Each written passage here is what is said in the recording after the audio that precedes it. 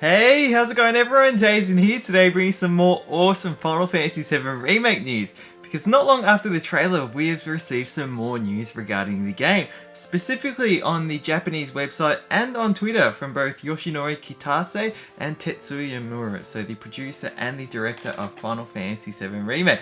Now firstly, I just want to briefly highlight that Final Fantasy VII has currently sold over 11 million copies. This is both in its physical and digital sales, and we've seen this game get re-released recently both on the PlayStation 4, Nintendo Switch as well. But going firstly over some of the details that we've gotten, so these are both information regarding its release, the progression, more new information we're getting, and also direct character comparisons going through the old and the new models. So firstly, going over some information that we've gotten on the Japanese blog post for the website. So the company has said, now according to different translations, this can slightly vary in the words, but it's essentially the same meaning throughout.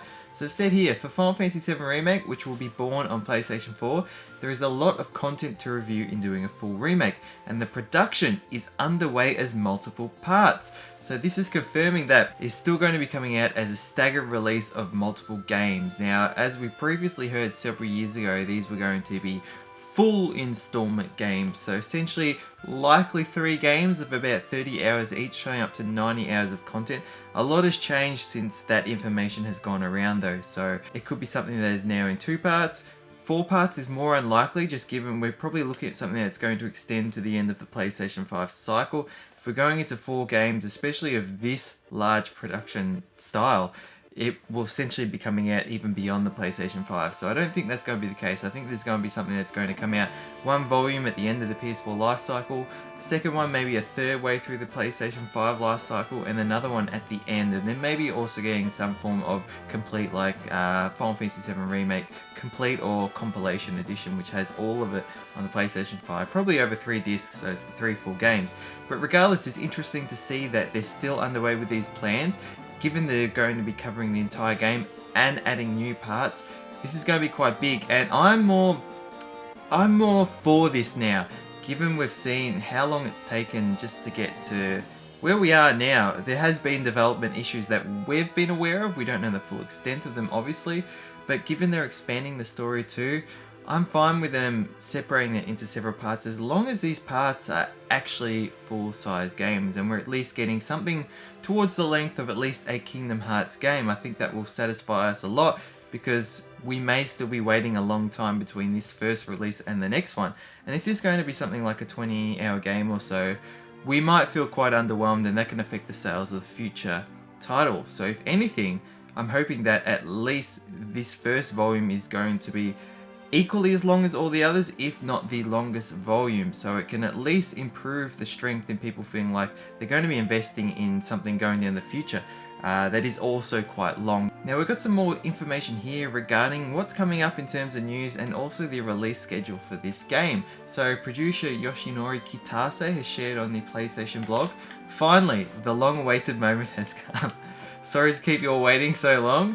We hope you enjoy the footage shown during State of Play. It was quite short, but hopefully you enjoyed seeing Cloud and Aerith brought back to life with such realistic graphics. I did. And oh my god, did you notice he was there too? Now he's in italics, assuming this is referring to Sephiroth. Now this could have a double meaning to it. It could be meaning like he was there too, as in he was in the trailer, but it could have a deeper meaning as in there, he was there too. Be referring to him being he was in Midgard too. Now this is quite interesting, because one, this scene was hard to really work out where it was, especially given that most of the trailer pretty much showed the Midgard arc at the beginning of the game. And without going too much into spoiler territory, very brief, we didn't actually really see Sephiroth at all in Midgard, or at least Cloud never had any direct confrontation with him. But that really seemed, that at least the way they edited it, made it look like it was in Midgard in some form. So could this be a new addition? And could this be what Yoshinori Kitase was alluding to, that we saw him in Midgard too? It's very interesting stuff there. Now he's gone on and said, we're preparing to release more official information in June, but we wanted to try something new here on State of Play by showing you this special trailer as a taste of what's to come. Firstly, that's great for State of Play. It may get people more excited for these conferences going forward, given the first one was somewhat of a lukewarm reaction. But the fact that this is a teaser more of what's to come in June, so I'm assuming, or I believe I should say, that we're going to be getting a lot more, and specifically around a lot of the things we've seen in this trailer. So the combat, Aerith, Tifa too, given we didn't see her, but we saw that she was on the combat system there as a party member.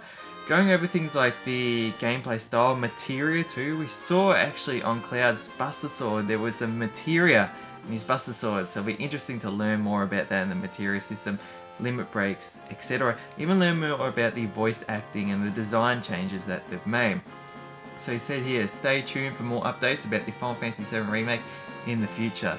And now, icing on the cake for this, Tetsuya Nomura wrote on Twitter, most of the plans are already in place in the run up to launch, so please bear with us a little longer until we can release more information next month.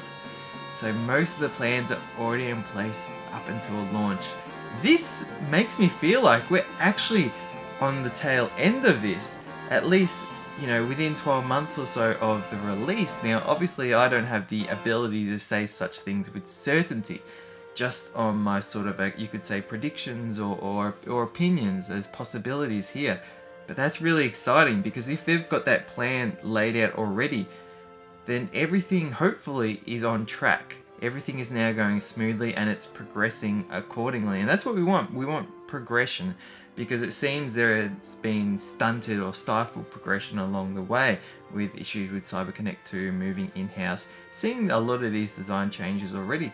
So I'm very excited to learn more about this and see if we're going to get like a release window. I feel like if they were to give us a release window, they'll give us 2019 because it's safe. It could be any time in 2019. It's not a situation where they may see 2018 and then people get annoyed or upset when it's actually delayed a little bit and it goes into 2019. So who knows? And now just lastly, I just want to go over some direct side-by-side image comparisons of the character design changes. So a YouTuber by the name of CYCU1 did a video comparison going through direct side-by-side images of the characters. Now I just want to show you some of these pictures here. So firstly, we're looking at 2015 Cloud versus 2019 Cloud, and as I mentioned previously in my breakdown analysis of the trailer, Cloud's design has changed quite significantly. Again, we're seeing that he is not as sickly, anemically lean as he was previously. We're seeing that his hair has designed differently, in the sense that it is now somewhat more fluid and lighter. We're not seeing these gel-like spikes coming out of his hair, and it's also allowing more room for his face too. Now from this image, it also looks like his eyes are somewhat different. Again, his eyes look like he was strongly poisoned by Mako, whereas in the new trailer it looks somewhat more normal.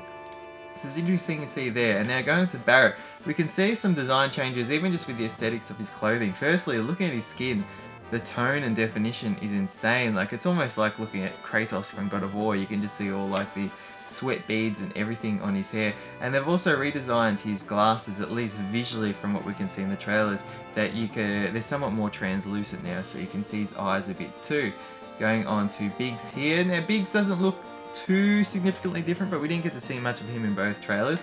I know from other images or other parts of the trailer that we saw Biggs in recently, he no longer appears to have that ring on his right ear. That's interesting. Going over, look at Jessie here. Now Jessie, she looks for the most part quite similar. Her hair looks a bit more straight, at least at the front, the shorter bit, and it looks like it's potentially a bit longer at the back. Really cool to see Jessie get a little bit in the trailer there. That was awesome to see her. We didn't see Wedge though, unfortunately, but he'll turn up eventually. And now look at one of these Shinra soldiers here. Now most of the differences I can see is in the color palette, and especially the shoulder plates there. We can see more of a cream color for the master, as opposed to the metallic sort of color of the helmet. But then just again, looking at his arm guards and his shoulder plates, look quite different. They look more, I could say, protective in a way.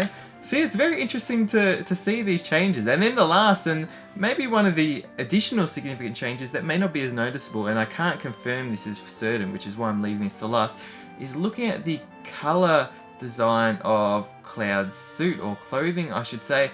Now it sort of looks like it's reverted a bit to the original purple color that he had in the original Final Fantasy VII. Now the Play Arts Kai figures of Final Fantasy VII Remake Cloud, it got two versions. It's got the original version with the new darker color designs, and then it got a classic color version with the classic purple color. and it's somewhat looking like this is reverted, at least to some degree, back to the original. It's sort of hard to tell. One, I'm colorblind, so I can't see purple with perfect accuracy, and also the lighting has changed a lot. There's a lot more vibrancy in the trailer. It doesn't look like everything is somewhat colored in soot and grain in the Midgard section. So yeah, I'll leave it at that. Let me know your thoughts below. How excited are you for some of these things? Again, hearing that it's multi-part, hearing that there seems to be a schedule going out until the game's released, and we're going to get a lot more in June, and then seeing a lot of these character design changes. But yeah, anyways, feel free to keep up to date with my Final Fantasy VII Remake news and update videos. So I've recently got a trailer reaction out to the State of Play trailer. I very recently, long after, did a breakdown, detailed analysis of the trailer. Otherwise, just feel free to tag along for an awesome adventure as we cover Final Fantasy VII Remake right until the very end of the final release of that, probably on the PlayStation 5 sometime from now. But I'm very excited for this journey. I'm very excited to play the first part when it comes out. So yeah, anyways, thank you so much for watching. Hope you all enjoyed. Have an awesome rest of the week, and yeah, until the next video, stay spot on.